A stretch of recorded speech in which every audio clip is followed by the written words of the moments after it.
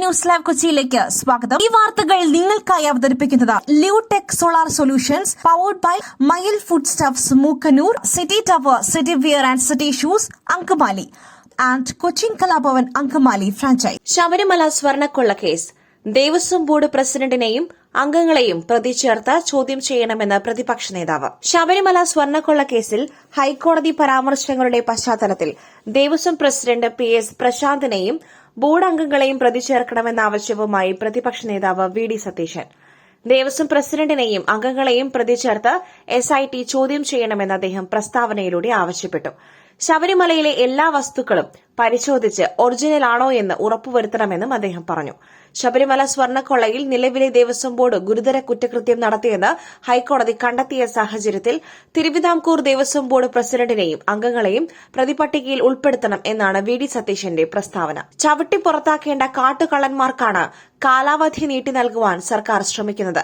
സർക്കാരിന്റെയും CPMന്റെയും അറിവോടെയാണ് ശബരിമലയിലെ എല്ലാ തട്ടിപ്പുകളും നടന്നത് എന്നതുകൊണ്ടാണ് അമ്പലക്കള്ളന്മാർക്ക് കുടപിടിക്കുന്നതെന്നും VD സതീശൻ ആരോപിച്ചു. ശബരിമല സ്വർണ്ണക്കൊള്ള മുരാരി ബാബുവിനെയും സുധീഷ് കുമാറിനെയും വീണ്ടും കസ്റ്റഡിയിൽ വാങ്ങുവാൻ SIT. ശബരിമല സ്വർണ്ണക്കൊള്ളയിലെ പ്രതികളായ മുരാരി ബാബുവിനെയും സുധീഷ് കുമാറിനെയും വീണ്ടും കസ്റ്റഡിയിൽ വാങ്ങാൻ ഒരുങ്ങി SIT. ശ്രീകോവിൽ വാതിലുമായി ബന്ധപ്പെട്ട തട്ടിപ്പിലേക്കുള്ള അന്വേഷണവുമായി ബന്ധപ്പെട്ട് റാന്നി കോടതിയിൽ SIT അപേക്ഷ നൽകി.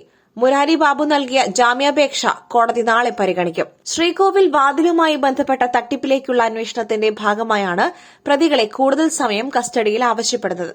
ഈ അന്വേഷണവുമായി ബന്ധപ്പെട്ട കൂടുതൽ വിവരങ്ങൾ ശേഖരിക്കുന്നതിനാണ് SIT ഈ അപേക്ഷ റാന്നി കോടതിയിൽ സമർപ്പിച്ചത്.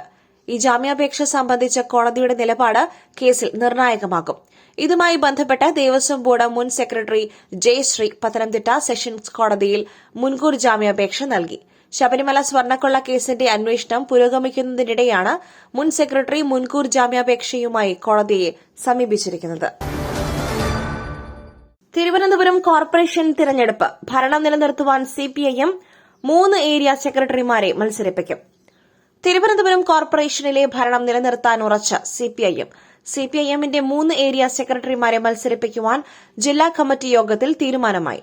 CPIM Vanchiyoor area secretary K Sreekumar, Palayam area secretary Vanchiyoor P Babu, Vilappil area secretary RP Sivaji എന്നിവരായിരിക്കും മത്സരിക്കുക. ജില്ലാ കമ്മിറ്റി അംഗങ്ങളായ SP ദീപക്, SA സുന്ദർ എന്നിവരും സ്ഥാനാർത്ഥി പട്ടികയിൽ ഇടം നേടി. K Sreekumar ചാക്കയിലും വഞ്ചിയൂരിൽ P ബാബുവും RP Shivaji Punnakka മുകൾ വാർഡിലുമായിരിക്കും മത്സരിക്കുക. കോർപ്പറേഷനിലെ 75 സീറ്റുകളിലായിരിക്കും CPIM മത്സരിക്കുക. 17 സീറ്റിൽ CPI മത്സരിക്കും. തെരഞ്ഞെടുപ്പ് വിജ്ഞാപനം വന്നാൽ തൊട്ടുപിന്നാലെ സ്ഥാനാർത്ഥികളെ പ്രഖ്യാപിക്കുവാനാണ് CPIM തീരുമാനം. 101 വാർഡുകളുള്ള തിരുവനന്തപുരം നഗരസഭയിൽ Kerala Congress M, Kerala Congress B, RJD എന്നിവർക്കും പ്രാതിനിധ്യമുണ്ട്. തെരഞ്ഞെടുപ്പ് വിജ്ഞാപനം വന്നാൽ ഉടൻ സ്ഥാനാർത്ഥികളെ പ്രഖ്യാപിക്കുവാനാണ് ധാരണ. മൊബൈൽ ഫോൺ ചാർജ് ചെയ്യാൻ അനുവദിച്ചില്ല, അടിമാലിയിൽ കട അടിച്ച് തകർത്ത് മദ്യപൻ. മൊബൈൽ ഫോൺ ചാർജ് ചെയ്യാൻ അനുവദിച്ചില്ലെന്ന് പറഞ്ഞ് അടിമാലിയിൽ കട അടിച്ചു തകർത്തു. മദ്യലഹരിയിലായിരുന്നു മച്ചിപ്ലാവ് സ്വദേശി ഷിജു അക്രമം നടത്തിയത്. ഫോൺ ചാർജ് ചെയ്യണമെന്നാവശ്യപ്പെട്ട് അടിമാലി ബസ് സ്റ്റാൻഡിലെത്തിയ ഷിജു മദ്യലഹരിയിലാണെന്ന് ബോധ്യപ്പെട്ടതോടെ കട ഉടമ പറ്റില്ലെന്ന് പറയുകയായിരുന്നു. ഇതിൽ പ്രകോപിതനായ മച്ചിപ്ലാവ് സ്വദേശി അസഭ്യം പറയുകയും അക്രമം നടത്തുകയുമായിരുന്നുവെന്ന് നാട്ടുകാർ പറഞ്ഞു. ബഹളം കേട്ട് സമീപത്തെ കടക്കാരെല്ലാം ഓടിയെത്തിയപ്പോഴേക്കും ബാർബർ ഷോപ്പിന്റെ ചില്ലുകൾ അടിച്ചു തകർത്തു. വിവരമറിഞ്ഞ് പോലീസ് എത്തിയപ്പോഴേക്കും ഷിജു സ്വയം മുറിവേൽപ്പിക്കുവാൻ ആരംഭിച്ചു. മദ്യലഹരിയിൽ നടത്തിയ പരാക്രമമാണെന്നാണ് പോലീസ് പറയുന്നത്. ശരീരത്തിൽ പരിക്കേറ്റ ഇയാളെ സമീപത്തെ ആശുപത്രിയിൽ എത്തിച്ച് ചികിത്സ നൽകി. അക്രമം നടത്തിയതിനും പരിഭ്രാന്തി സൃഷ്ടിച്ചതിനും ഇയാൾക്കെതിരെ നിയമ നടപടി സ്വീകരിക്കുമെന്ന് അടിമാലി പോലീസ് അറിയിച്ചു. ദളപതി വിജയുടെ ജനനായകന്റെ പുതിയ പോസ്റ്റർ എത്തി. സൂപ്പർമാൻ റഫറൻസ് ആണോ എന്ന് ആരാധകർ. വിനോദിന്റെ സംവിധാനത്തിൽ ദളപതി വിജയ് നായകനാകുന്ന ജനനായകന്റെ പുതിയ പോസ്റ്റർ റിലീസ് ചെയ്തു. കരൂരിലെ ദാരുണ സംഭവത്തിന് ശേഷം പുറത്തുവരുന്ന ആദ്യ ജനനായകൻ അപ്ഡേറ്റാണ് ഈ പോസ്റ്റർ. എന്നാൽ മുൻ പോസ്റ്ററുകൾ പോലെ ഇത്തവണ അത് വിജയ് തന്റെ ഒഫീഷ്യൽ പേജുകളിലൊന്നും പങ്കുവച്ചില്ല എന്നതും ശ്രദ്ധേയമാണ്. പോസ്റ്ററിൽ ജനക്കൂട്ടത്തിന് നടുവിൽ കൂളിംഗ് ഗ്ലാസ് വെച്ച് നിൽക്കുന്ന വിജയിയാണ് കാണിച്ചിരിക്കുന്നത്. ജനങ്ങൾ വിജയുടെ ദേഹത്തിൽ ഒരു രക്ഷകൻ എന്ന പോലെ തൊട്ടിരിക്കുന്നതും കാണാം. പോസ്റ്റർ കണ്ടപ്പോൾ ബാറ്റ്മാൻ വേഴ്സസ് സൂപ്പർമാൻ എന്ന ചിത്രത്തിലെ ഒരു രംഗത്തിലെ സൂപ്പർമാന്റെ നിൽപ്പാണ് ഓർമ്മ വന്നത് എന്നാണ് ചില ആരാധകർ കമന്റ് ചെയ്യുന്നത്.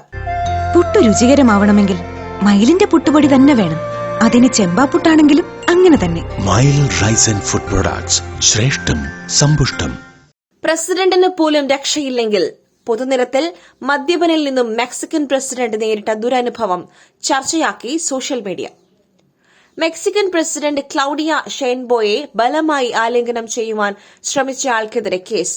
പ്രസിഡന്റ് മെക്സിക്കൻ സിറ്റിയിലെ പൊതുപരിപാടി സ്ഥലത്തേക്ക് നടക്കുന്നതിനിടെ മദ്യപിച്ച് ലക്ക് കെട്ട ഒരാൾ പ്രസിഡന്റിനെ ഓടിവന്ന് കെട്ടിപ്പിടിക്കുകയും ബലമായി ചുംബിക്കുവാൻ ശ്രമിക്കുകയുമായിരുന്നു. സംഭവത്തിന്റെ ദൃശ്യങ്ങൾ വൈറലാവുകയാണ്. പൊതുരംഗത്ത് സ്ത്രീകളുടെ സുരക്ഷയും സ്വകാര്യതയും സംബന്ധിച്ച് സോഷ്യൽ മീഡിയയിൽ വലിയ ചർച്ചകൾ ഉയരുകയും ചെയ്യുന്നുണ്ട്. ഒരു പ്രസിഡന്റിന് രക്ഷയില്ലെങ്കിൽ എങ്ങനെ സാധാരണ സ്ത്രീകൾ പുറത്തിറങ്ങി നടക്കും എന്നാണ് സോഷ്യൽ മീഡിയയിൽ നിരവധി പേർ ചോദിക്കുന്നത്. മദ്യപന്റെ കൈ തട്ടിമാറ്റിയെങ്കിലും സംഭവ സ്ഥലത്ത് വെച്ച് ഭയചകിതയാകാതെ സമചിത്തതയോടെയാണ് ക്ലൌഡിയ പെരുമാറിയതെന്ന് വീഡിയോയിൽ കാണാം. ഇതേ ആൾ മറ്റ് സ്ത്രീകളോടും മോശമായി പെരുമാറിയിട്ടുണ്ടെന്ന് അന്വേഷണത്തിൽ മനസ്സിലായെന്നും അതിനാലാണ് കേസെടുക്കുവാൻ തീരുമാനിച്ചതെന്നും ക്ലൌഡിയ വാർത്താസമ്മേളനത്തിൽ പറഞ്ഞു. ഇയാൾ ഇതിനോടകം അറസ്റ്റിലായിട്ടുണ്ട് എന്നാണ് വിവരം. ഓൺലൈൻ ബെറ്റിംഗ് ആപ്പ് കള്ളപ്പണം വെളുപ്പിക്കൽ കേസ്. സുരേഷ് റെയ്നയുടെയും ശിഖർ ധവാന്റെയും സ്വത്ത് കണ്ടുകെട്ടി ഇഡി. നിയമവിരുദ്ധമായ ഓൺലൈൻ ബെറ്റിംഗ് ആപ്പുമായി ബന്ധപ്പെട്ട കള്ളപ്പണം വെളുപ്പിക്കൽ കേസിൽ ക്രിക്കറ്റ് താരങ്ങളുടെ സ്വത്ത് കണ്ടുകെട്ടി ഇഡി. ക്രിക്കറ്റ് താരങ്ങളായ സുരേഷ് റെയ്നയുടെയും ശിഖർ ധവാന്റെയും 11.14 കോടി രൂപയുടെ സ്വത്തുക്കളാണ് കണ്ടുകെട്ടിയത്. ബെറ്റിംഗ് ആപ്പിനെ പ്രോത്സാഹിപ്പിക്കുന്നതിനായി ഇരുവരും അറിഞ്ഞുകൊണ്ട് കരാറിൽ ഏർപ്പെട്ടുവെന്ന് ഇഡി നേരത്തെ കണ്ടെത്തിയിരുന്നു. ശിഖർ ധവാന്റെ 4.5 കോടി വില മതിക്കുന്ന സ്ഥാപന സ്വത്തുക്കളും സുരേഷ് റെയ്നയുടെ 6.64 കോടി രൂപയുടെ സ്വത്തുവകകളുമാണ് ഇഡി കണ്ടുകെട്ടിയിരിക്കുന്നത്. 1xBet എന്ന ഓൺലൈൻ വാദ് വെബ് ആപ്പിനെതിരായ കേസിലാണ് നടപടി. വാദ് വെബ് പ്ലാറ്റ്ഫോമായ 1xBetമായി ബന്ധപ്പെട്ട കള്ളപ്പണം വെളുപ്പിക്കൽ അന്വേഷണവുമായി ബന്ധപ്പെട്ട മുൻ ഇന്ത്യൻ ക്രിക്കറ്റ് താരം ശിഖർ ധവാനെ ഇഡി സമൻസ് അയച്ചിരുന്നു. ഉപയോക്താക്കളെ വഞ്ചിക്കുകയും ഗണ്യമായ നികുതി വെട്ടിപ്പ് നടത്തുകയും ചെയ്തതായാണ് ആപ്പിനെതിരായ ആരോപണം. മറ്റൊരു വാർത്തയുമായി കണ്ടുമുട്ടുന്നതുവരെ നന്ദി, നമസ്കാരം.